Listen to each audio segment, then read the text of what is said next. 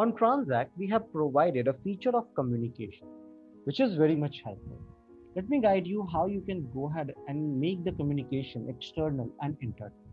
Quickly, let's go to our transaction module. So now, in transaction module, this is the entire transaction list. So what I will do, I will open a transaction. So this is the PO for Y transaction, which I will open. So this is the transaction timeline. Now, have a look here. So we have provided a feature of post comment. So in post comment, how it works. So once I will click on this, have a look. I can add an attachment here. I can very well tag anyone and put a comment here. The visibility will be internal or external. I can go ahead and select it from here.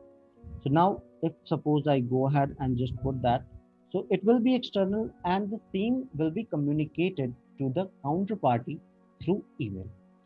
So currently I'm just putting the visibility on internal, and suppose if I need to go ahead and notify any of my team members.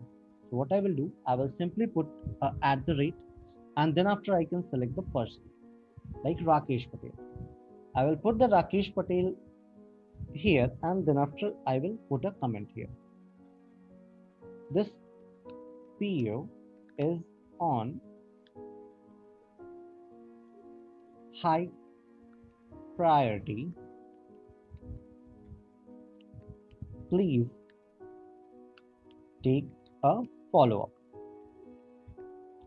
So once I will click on this submit option, Mr. Rakesh Patel will get an email notification what exactly I have put it in the comment. Same way, if the visibility will be external and if I go ahead and mark anyone externally, the same communication will be communicated to the front party team. So this is how the communication part works, and you can go ahead and select the communication as well in your settings in team communication.